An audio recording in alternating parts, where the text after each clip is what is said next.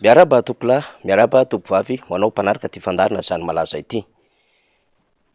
Tato anatin'ny ray volana ny sesy dia tsy mitsahatra miseho ary mampiseho ny ady atrano ny ao anatin'ny fitondrana. Ary ny zava-misy amin'izao fotoana izao ihany koa dia nanova ny rivotra ho an'ny fiainan'ny firenena ny fisian'ireo solombavambahoaka izay mitety faritra miaraka amina solombavambahoaka izay manam-pikasana ny rotsaka hovidiana ho filoham-pirenena. Any amin'ireny toerana alian'ireny solombavambahoaka ireny no hanambaran'izy ireo ny zava-doza tsy mety ary ny mampangirifiry ny fiainan'ny vahoaka amin'izao fotoana izao. Tsy iverenantsika izany satria efa diso fantatsika ny fitetezam-paritra ataona solombavambahoaka izay niara-dia tamin'ny fitondrana lany tamin'ny RD kanefa dia mitsipaka azy amin'izao fotoana izao ary manao famboren'olona etsy sy eroa. Fa tamin'ny faran'herinandro teo ihany koa dia mivoaka tamin'ny fahanginana ny filohan'ny MMM na Malagasy Miaramianga Andriamatoa Ihajo Andrinanarivelo ary nambarany tamin'izany fa ho tsarain'ny tantara, ho tsarain'ny taranaka izay mbola hanohana ity fitondrana ity raha ny zava-misy ankehitriny. Izany fanambarana nataon'ny Ihajo Andrinanarivelo zany dia azo isintomana lesona tokoa satria fantatsika tsara na ny toerana nisy ity antoko ity nanomboka tamin'ny 2022 ny ara-dalana tamin'ny fitondrana. Ary tao anatin'ity fitondrana ity dia minisitra nandritry ny 3 taona teo eo ny filohan'izany antoko izany. Kanefa raha miteny lafin-javatra tahaka izay momba ny fiainan'ny fitondrana amin'izao fotoana izao dia atsapana sy ahitana taratra fa tena efa tsy mandeha amin'ny tokony ho izy intsony ilay fitondrana. Dia zary zany no manohana ity fitondrana ity raha toa ka ohatran'izany avokoa ny feon'ny olona izay niara-dalana tamin'izany fitondram-panjakana izany. Tsy maintsy misy aloha mpanohana ary heverina fa ny piso lelaka raha teo amin'izay fanohanana ny fitondram-panjakana izay dia tsy maintsy hisaotra merci président satria efa nambarantsika fa ny diplôma piso lelahana no diplôma izay masotsivana andraiketana ireo olona hiara-dia amin'izany fitondram-panjakana izany ka tsy maintsy io isika no manao merci président, bravo président. Fa ho an'ny olona misaina ara-politika mahita ny fihetsika ireo solombavambahoaka, mahita ny faneho-kevitra ataon'ny filohan'ny MMM ary raha andehanana lavidavitra kokoa dia efa nahitsy fiteny mihitsy aza ny solombavambahoaka ray avy any amin'ny distrika ny Kongo ny tenin'ny zavatra tsy mety ataon'izao fitondram-panjakana izao kanefa dia nahitany loza izany tamin'ireo mpiaradia amin'ny fitondram-panjakana satria natsoina teny amin'ny foiben'ny antoko izany solombavambahoaka ny Kongo izany. Efa nisy fitenenana ihany koa nataon'ny filohan'ny antenimieram-pirenena miresaka tany Fianarantsoa tany ny amin'ny tsy fahafalian'izy ireo ny amin'ny praiminisitra na ny governemanta misy ankehitriny ary efa narahana hita fa solombavambahoaka 500 no nitsipaka ny governemanta izay fantatsika tsara fa ao anatin'ny mpanatanteraka. Ny hoe mpanatanteraka dia ny présidence sy ny primature na hoe ny filohan'ny repoblika sy ny praiminisitra miaraka nireo mpikambana ao anatin'ny governemanta. Dia verenantsika ny adevitra ny amin'ny hoe izy ary zany manohana ity fitondram-panjakana ity raha toa ka efa hialany ireo mpiaradia aminy ilay fitondram-panjakana mijoro amin'izao fotoana izao. Ilay antoko TGV izay azo lazaina fa mitantana ny raharaha fa tsy ny IRD dia vovonana tiaka izany fa niala tao anatin'ny IRD ny antoko MMM satria efa mijoro mpanohatra ny fitondrana. Ny TGV zany sisa no tena manaingo ny sary miaraka amin'ny Freedom. Fa raha ny hitantsika amin'ny vaovao rehetra samihafa dia somary misy fienjana-kevitra ara eo amin'ny fomba faneho-kevitra indrindrandrindra ho an'ny araka isika taoriny ny teniteny foana nataon'ny solombavambahoaka n'Antsiranana Joseline Maxime izay mikasika ny olona avy any atsimo maneho hevitra any avaratra. Ny antoko maitso moa mpikambanao anatin'izany vovonana izany dia tsy tazatazana ara-politika intsony, somary mangingina ny fahitana azy. Ary ankoatra izay ny avy dia fantatsika satria efa nametra-pialana ny mpitarika an'izany avy izany lasa filomboninahitra dia ny mpitarika ao anatin'izay mpitarika kolegiala izay dia miaraka amina solombavambahoaka iray amin'izao fotoana izao Andriamatoa Jean Jacques Rabendrina. Dikan'izany mafo amin'ny fanohanana ilay fitondram-panjakana ny TGV sy ny Freedom.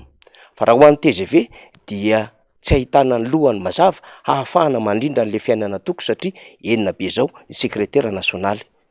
Tsy manana sekretera nasionaly iray izay hitatana an'izany antoko izany ny TGV fa lohany enina samihafa ary tsy manana izay traikefa politika izay ka tsy mahagaga raha toa ka mivaralila tahaka izao ny fandehan-draharaha eto amin'ny fiainan'ny firenena. Resahantsika izany satria ao anatina vanim-potoana izay mafana ny raharaha satria raha teo akaiky fifidianana. Misy miresaka raha teo koa ny hoe tetezamita sa tsy tetezamita. ny any efa nanambara aloha zany de ny atokotiko Madagasikara ny amin'ny hoe tsy mitady tetezamita fa mila fifidianana, saingy fifidianana madio azo antoka ary eken'ny rehetra. Fitondram-panjakana ihany koa de milaza fa tsy mila ary tsy mieritreritra tetezamita araky ny nambarany ny mpitondra teny gouvernemanta tamin'ny fandarina tsy ho topotra amin'io. Na zany na tsy zany de miezaka mafy ny mampiseho an'ilay asa ety anivon'ny vahoaka ny mpitondra fanjakana amin'ny alalan'ireo foto-drafitrasa samihafa. Nandeha nikaroka mihitsy aza toerana sy vondrona anankiray tany Afrika tany mba hahazoana mampiseho fa miasa ilay filoham-pirenena de tao anatin'ilay fahazoana trophée Ndiaye tany Senegal. De foto-drafitrasan'olona zay efa natao tany aloha tany tamin'ny andron'ny Rajaonary Mampianina ary efa tao anatin'ny ketrika nataon'ny président Marc Ravalomanana no nivatany ity fitondrana ity amin'ny alalan'ny continuité de l'État de zay no najoro ary zay no resahana fa manana an'izany trophée ana resaka bâtisseur zany na hoe mpanorona izany Rajoelina. De misy ihany koa ireo foto-drafitrasa zay mbola andalana amin'izao fotoana izao kanefa de reny no nentina tao anatin'izay hoe fahazoana trophée zany. Tiantsika resahana amin'izany de tsotra fotsiny ihany ny amin'ny fahitany rehetra fa tsy afaka miaina ara-dalàna izao fitondram-panjakana izao. Ny ao anatiny sisa no mifandokandoka, ny ao anatiny sisa no mahita ny fahombiazana izany fitondram-panjakana izany, fa na ireo niaraka taminy aza zay tahaka ny MMM, tahaka n'ireo solombambaoka marobe de efa mahatsapa fa tsy izy intsony izao fitondram-panjakana izao. Tsy takona felona arak'izany izany tsy fetezany fitondram-panjakana izany. Efa nitondrantsika lafim-panazavana marobe tamin'ny fandarina ny sesisesy ireo adalam-pitantanana, adalam-pitondrana ary ny tena tsy fahaiza-mitantana sy ireo skandala samihafa ataon'ny mpitondra ankehitriny. Manampitrotraka izany ireo olona zay no tefitefena hiara-dalana ao anatin'ny lamasinina TGV kanefa sady tsy mahay politika no tsy manana traikefa-pitantanana ny raharaha-pirenena. De zao hiomezana sy elan'ny mpiara-disy ny mpanao anazy zao le fitondrana ankehitriny. Raha ho amin'ny fifidianana ho avy de azo lazaina fa efa miena ny olona mpanohana an'ity fitondram-panjakana ity. Nambarantsika tamin'ny fandarina teo aloha manko fa ny mpiara-dalana tamin'ny Andry Rajoelina tamin'ny 2024 de efa nenandalana taty amin'ny 13 sy 14 satria nitsangana ny HVM ary marobe ireo niara-dalana taminy taty amin'ny 13 dia misy ihany koa no sara-dalana taminy 12 ary misy nitsangana ho candidat ny faninana tamin'ny Andry Rajoelina mihitsy aza. Ary ny niara-dalana taminy 12 de efa sara-dalana aminy aty amin'ny 13 ko raha nahazo vato 10 mety sy 2 tapitrisa tamin'ny fifidianana filoham-pirenena farany teo zay mbola nisy doublon ray hetsy sy ray tapitrisa ngy Andry Rajoelina elan'ireo antoko politika sy ireo solombambaoka maro zay niara-dalana taminy de azo antoka fa hanahirana ny entina hilazana fa andresy premier tour zany Andry Rajoelina zany. Fa nahirana ihany koa ny entina hilazana fa hahatratra ny 100 raha ohatra ka ny zava-misy amin'izao fotoana izao. Ny filoha nasionaly ny antoko PSD Ramatoa Helena Abezaza moa tamin'ny fanio-kevitra an-gazety iray de nilaza mihitsy fa raha irotsaka ny fitondram-panjakana ary na inona atao amin'ny fifidianana ho avy eo de tsy maintsy ho resy foana. Roland Ratsiraka ihany koa de namafy izany amin'ny hoe tsy havita andresy anatin'izao fifidianana zao ty fitondram-panjakana ity.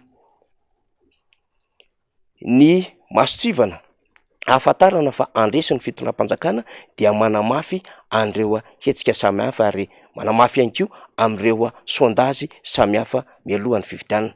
Na de tsy araky ny lalàna ary ny fanaovana sondazy mialohan'ny fifidianana de efa ahitana taratra any amin'ny tsapa-kevitra samihafa mivoaka amin'ny tambajotran sosialy zay fantatra fa misy manao ety ivelany ity amin'ny alalan'ireo fikambanana fa ho sahirana amin'ny fifidianana ho avy eo ny fitondram-panjakana ary tsy manana herintsika ho lany Rajoelina.